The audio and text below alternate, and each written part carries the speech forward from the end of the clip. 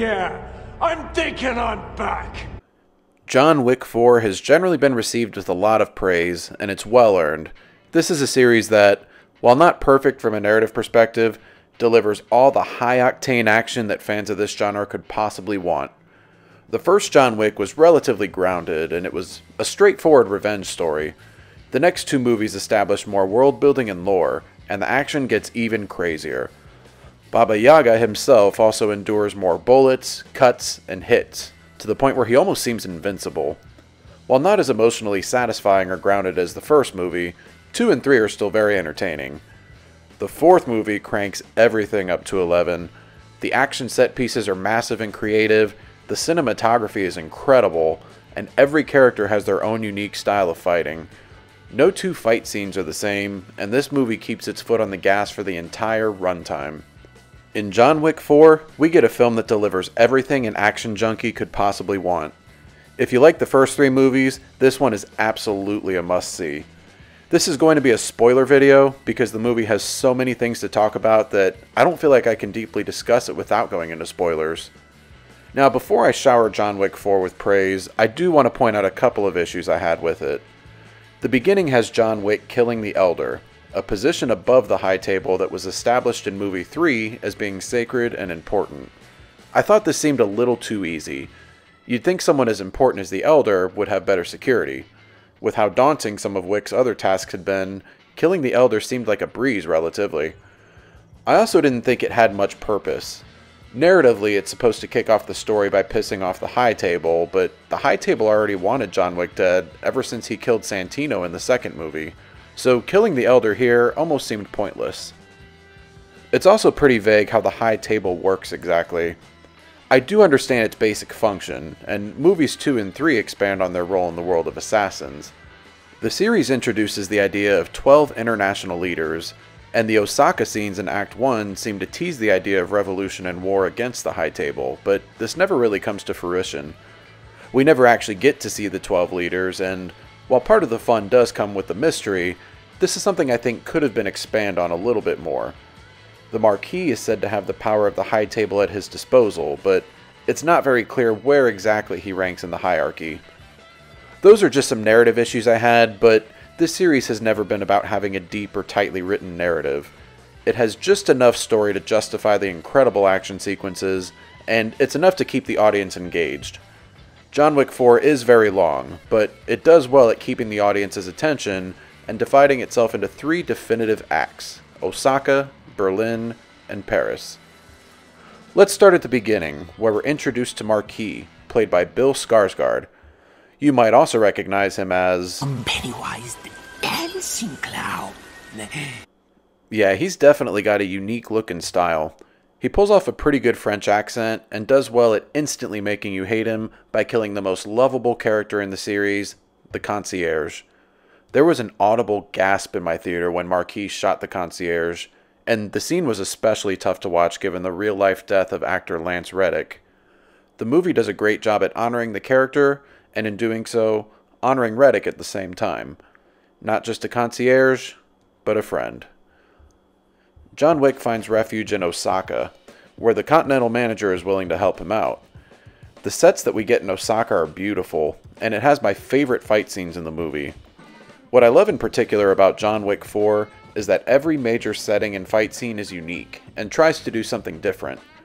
Keanu Reeves proficiently uses pistols, nunchucks, and jiu-jitsu, and I love how dedicated he is to each of these crafts, making for an authentic experience. We also get plenty of arrows, swords, and knives. One scene that stands out is when Akira, the daughter of the manager, fights a man twice her size. Rather than overpowering him, she uses her agility and wits to beat him, relentlessly stabbing him as he tries to crawl up the stairs. Each character has their own style of fighting that plays to their unique attributes, which brings me to Donnie Yen. I mostly know Donnie Yen from the Ip Man movies, where he's a master of fast-paced choreography. In John Wick 4, he plays a character who is blind. He wanted out of the game, but was forced back in by Marquis when his daughter was threatened. His fighting style in this is fantastic. He uses a sword instead of a cane to sense his surroundings, and his daredevil-like fighting style is spot on. His head movements and the way he feels his way through each scene is so well done. He plays a nice foil for John Wick, while also not being a straight-up villain. Marquis is the only one who can truly be classified as a villain in this movie. Act 2 takes us to Berlin, where John Wick has to get back into the Ruska Roma in order to be able to challenge Marquis to a duel and earn his freedom from the High Table. In order to get into the Ruska Roma, he has to kill a German High Table member played by an unrecognizable Scott Adkins.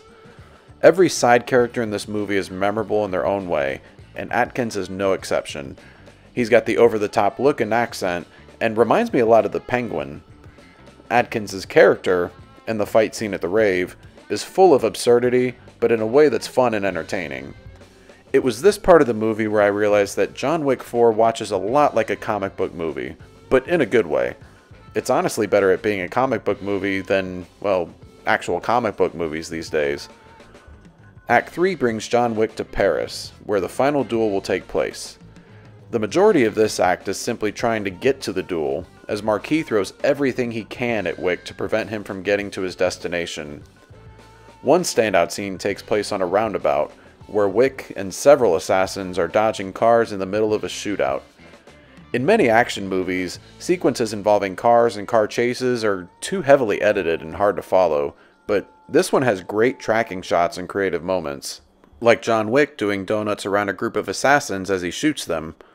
It's unlike any other car-related action scene I've ever watched. There's also the overhead shot, which a lot of people have been raving about. It's like something straight out of a video game, and it's clear to see just how much effort was put into every little moment and detail of these sets.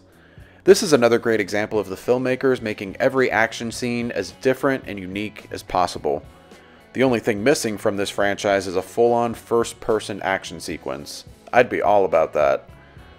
We also have a great moment with Mr. Nobody, a tracker who'd been following John Wick throughout the entire movie.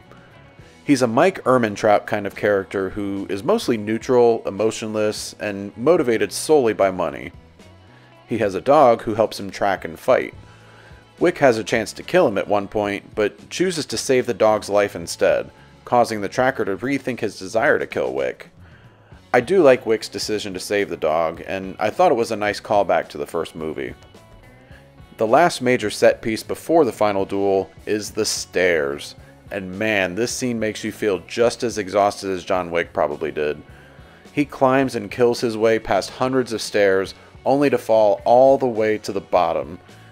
And the way they film this fall is incredible.